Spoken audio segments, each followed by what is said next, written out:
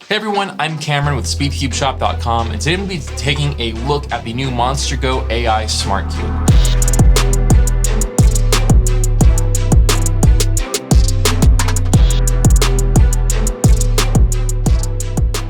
So I think that the first question most people have is this Smart Cube only for beginners or new cubers? Because the Monster Go brand is mostly marketed towards those new or beginning cubers. So that's what we'll be taking a look at and focusing on today.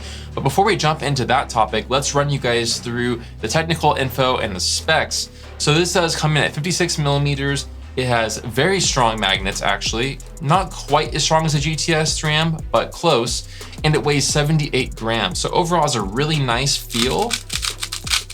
The turning has this kind of unique smooth feel, but when you actually do more than one just turn, it has this kind of like clacky feel. It's very unique in my opinion, and I do really like it quite a bit. I like it way more than the GAN I carry, I'll tell you that much.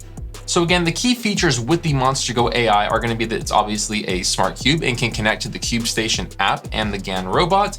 It has a stable, lightweight design, and it has a battery life of 280 hours approximately. So that means this is not going to be a rechargeable battery and it is going to be interchangeable like the GAN I carry is.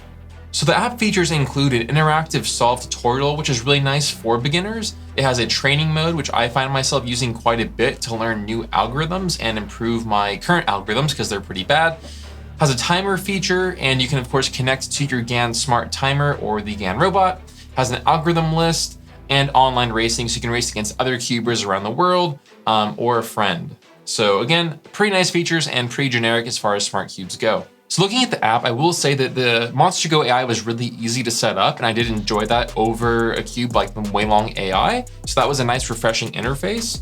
Overall, the app is very much geared towards beginners off the bat, because when you select it to be the Monster Go Cube, you get lots of little like monster icons on the screen that really like walk you through the app and give you tips and tricks, which I think can be a little bit annoying if you are a seasoned cuber, but you should be able to only go through it once and not deal with it again. So I don't think it's that big of a deal. But yeah, looking at the app, like I said, you have lots of features here. I'm gonna go ahead and show you guys a quick solve using the timer feature. So there's an example of the little monster guy right there. My one gripe that I have seen is I was hoping he would be gone.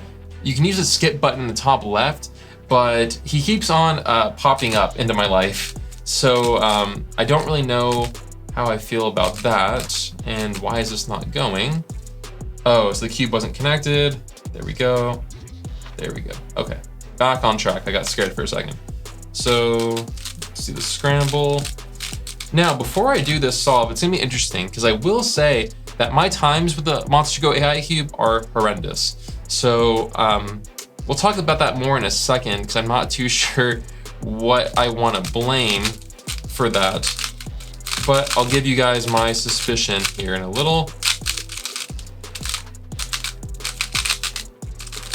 So just so you guys know, I haven't tried to lubricate this cube or do anything with it. This is exactly how it comes out of the box. When you're done with your solve, it gives you, again, pretty generic stats, your TPS, your move count, and your fluency index. It gives you percentiles for, it looks like each phase of CFOP. So your cross, your pair 1, 2, 3, and 4, your OLL, and your PLL.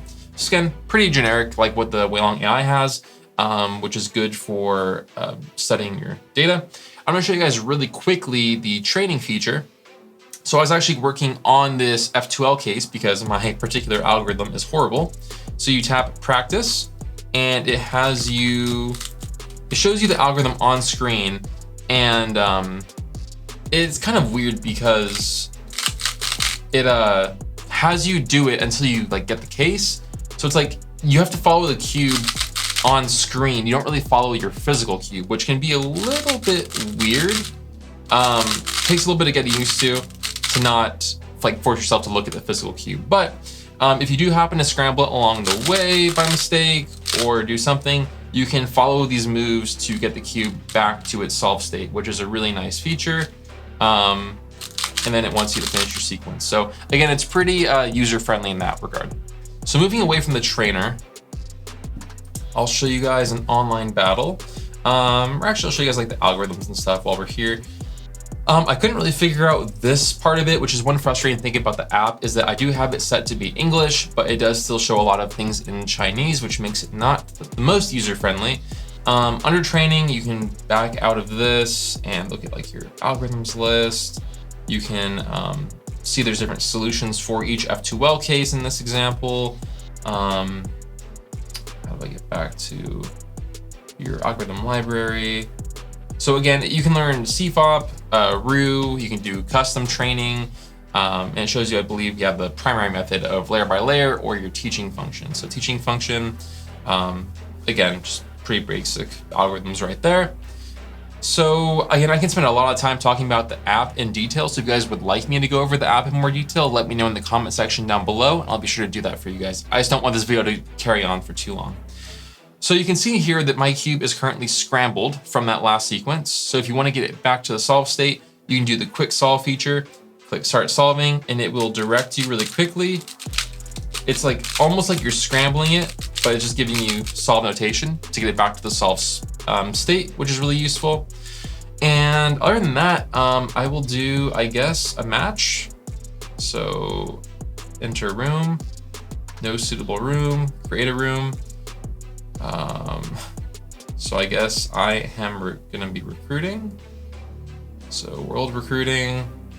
So it's gonna give about 60 seconds, it looks like, to find somebody. And then if it can't find a match, I don't know what it does from there. So I guess it waits to find somebody, and then if it can pair you up, it'll do a race. Okay, so it has me paired up with a bot. So I'm gonna go ahead and click start just to show kind of what it looks like. So let's see. Synchronizing data, round one. Man, this is like a Street Fighter game.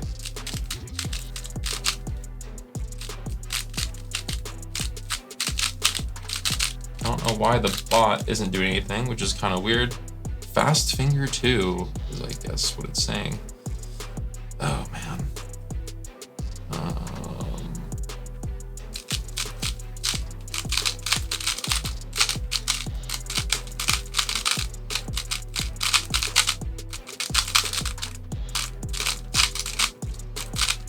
And there we go. I finished in 11.724, and it looks like it's still synchronizing the data for the bot. So I will say this isn't really the most streamlined experience compared to something like the Waylong AI Cube.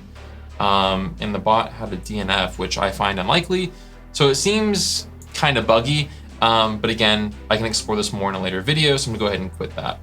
My last thoughts of the Monster Go AI Smart Cube overall are that the performance is good, but it could be better. Now, I do think it's better than the GAN I carry. I just think that GAN needs to now catch back up to Moyu in the Smart Cube like performance kind of development, I guess would be the word. The Waylong AI Cube is really nice because it's essentially a WRM 2020, and going from that to this was a little bit of a downgrade.